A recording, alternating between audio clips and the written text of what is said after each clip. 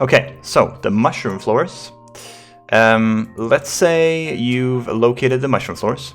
For me, that is 98 and 108. Let's say we go for 98 in this case.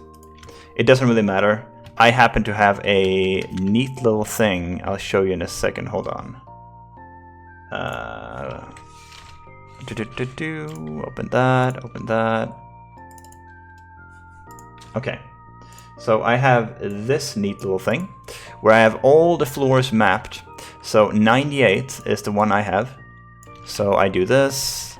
I open this little thing right there. Let's see. Do it right. Just like that, I guess. Yeah. So this is the floor, the 98th floor. This is what it looks like. And do I think that's worth it? Is it a good floor? Yes, I would say it's a decent floor. We can also check 108. Is this a better floor? No. This floor is too big. It takes far too long to run back. I don't consider this one to be worth it. So let's go with 98. So the first thing we want to do is if you have stones, you can plant stones to get down. We will probably do that actually. So let me just get up real quick. Surely I have stones somewhere, right? Yeah. Oops. We'll drop off a little bit of this. So go down to 95. We make staircases just like this, and one more, I think. So here are the mushrooms. This is what a mushroom floor looks like. You'll be able to tell from the green lamps and the absurd amount of mushrooms. I'm sure you've seen this before. It's nothing new, but anyway, we just throw away this. It's in the way. Okay, I can keep that. So now you just start looting the mushrooms. I have level 10 foraging, which means I have the botanist perk. You will not have this in the beginning, which means that you'll have to struggle with maintaining the inventory space. It can be pretty annoying, but it's obviously worth it. You can get a lot of money in here. Your goal is to do this as fast as possible, and I'm gonna give you some hints on how to do the floors faster that you can use. So just try and path properly. We'll actually drink some coffee here. Coffee and crab cakes are your bread and butter for mushroom farming. In the beginning of the run, you may only have coffee. You might not have anything at all. That's fine. But as soon as you can, get some coffee and get crab cakes from the Skull Cavern. I'll show you how to get those later or in another video. So you just get all the shrooms, and then if you want to, you can kill some monsters if you have the weapons for it. Otherwise, just run back and reset it. Like I said, this day is not super good. It's not a very good floor, but it's okay. So we go up, we look at the time. It's 6:30. We're gonna run over, go down to 95, 96, 97. Wait for it to flip over to 6:40, and then we go down. You have to keep track of the time to make sure that you don't reset the floors. All floors, every 10 minutes, all floors below you will reset. We use this to our advantage to reset the mushroom floors, to get more mushrooms. This is the core principle and the core idea behind mushroom farming, and how it works, or why it works. So essentially at this point, you just rinse and repeat, do the exact same thing. When you're done with them, look at the time. It just flipped over to 7, right? That means we can go down, we go up, leave the mine, go over before the 10 minutes flip over. You have to be fast. If this flips over, the other floors will reset. You'll have to get new ladders, which sucks. You see me pause the menu every single time I go down. The reason for this is to save the time. Because when I go down, I'll show you here, the time doesn't pause while I'm waiting, but I can't move. Like, I can't move right away. It takes a little while. So I've stopped that animation by pausing. See this? That way I can ensure that even if I'm a little bit late, the time doesn't pause and it pauses, and I can wait for the time to flip over to 720, get a new mushroom floor. That's basically all there is to mushroom farming. It is very simple, but it's very, very, very profitable. Every single purple mushroom is worth 250 gold base. It's 325 gold for silver quality, 375 gold for gold quality, and 500 gold for iridium quality. It is absurd money. 75 gold for a red mushroom, I think. It could be 80. Not entirely sure. I think it's 75. But anyway, it's basically a lot of money. The only other thing I feel like mentioning when it comes to mushroom farming is that yes, it resets every 10 minutes, but it's actually technically 20 minutes. So let's say you have, this is something you will only notice if you're having a mushroom floor on 80 or a 100.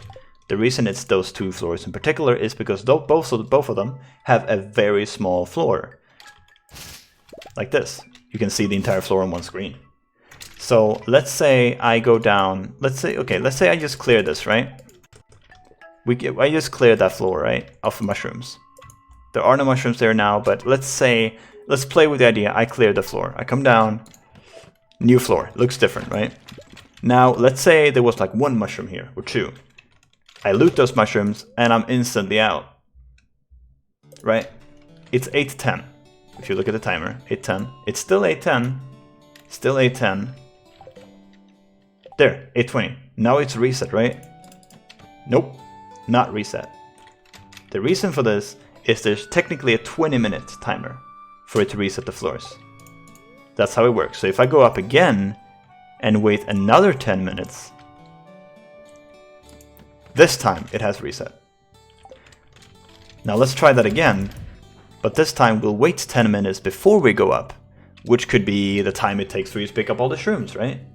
I mean, you might be enough shrooms for it to take you 10 minutes in game. Then you leave, and you go up, and now we wait for 10 minutes to pass. So basically 10 minutes passed on the floor, and now 10 minutes are gonna pass off the floor. That will reset the floor. So that's how that works. That's the mushroom floor. Farm those until you make as much money as possible, and you'll be good on that front. Just try and make as much money as you possibly can. A good indicator is to have about 120k, 130k gold by day 11-ish. You want about 120, 130k, 130,000 gold by day 11. Because that's when you're unlocking the vault, that's when you're gonna get the last explosive ammo, and that's when you want everything to be done. Because then, on day 12, you won't have to buy any explosive ammo, you can't buy it until 2 PM, so you need to buy it the day before, and day 12 should hopefully be your first Skull Cabin run. If everything goes well, 12 will be one of the earliest days you can do it on. Day 11 is possible, and day 11 is even better, but it's not always you're gonna get it. If you get it on day 11, you can buy resources and refill on day 12, and then you can do another Skull Cabin on day 13, and then do a resupply on day 14, and then another Skull Cabin on day 15, and so on and so forth. You have a rest day in between, right? When you have a lot more furnaces, like when you reach this point, when you have a massive amount of furnaces like this, yes, it will be different, because then you'll have reserved smelting days. But in the beginning, you won't have that many furnaces. So you'll have to basically just use the furnaces you have. So one day, Skull Cabin, the next day, you don't do Skull Cabin, you resupply, then you do Skull Cabin again. But however, if you do the first Skull Cabin on day 12, day 13 you cannot resupply, because it's a festival day. So that's why 11 is really good. But day 12 is also good. Day 12 is okay. So yeah. Once you start actually getting all the money you need, then the last thing you need before you go to Skull Cabin is to unlock the vault. Now, how do you unlock the vault? You finish the bundles. That's why we unlocked the not the greenhouse, the bundle house, the community center. So we unlocked the community center, and we have to finish the bundles. So which bundles are we going to finish? We're going to finish the spring forging bundle. That's the first one. We're going to unlock the construction bundle. That's the second one. They are both here. The spring bundle requires one of each forgeable. So a horseradish, daffodil, dandelion, and leek. That's the 4 you need. For the construction bundle, you need 10 hardwood. That's what I mentioned earlier. That's why you need to destroy all the crates in the mine. 10 hardwood. You need 198 wood, 2 stacks of 99 wood, and 1 stack of 99 stone. Right?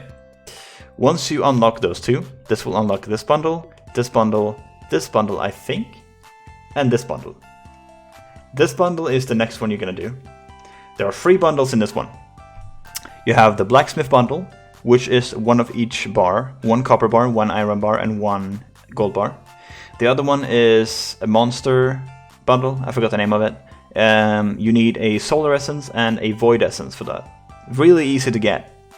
And then for the last one you need an earth crystal, quartz, fire quartz, and a frozen tear. The frozen tear can be tricky, but you'll usually find one on your way down. So once those are finished, that will unlock the vault.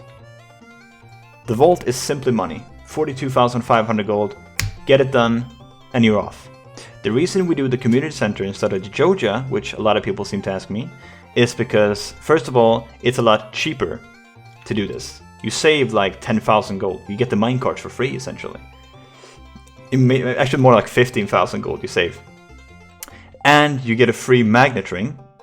A small one, which is always useful. You want 2 magnet rings, preferably, before you Skull Cavern. If you don't have any, sucks. Try and get one if you can. That's part of why destroying chests is so good, because they can also drop magnet rings. Boss slimes can also drop magnet rings.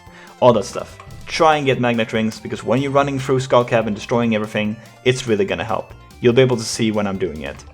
But that's why we do the community center instead of Joja. So, yeah. That's that. I'll see you in the next video. We'll do Skull Cavern next.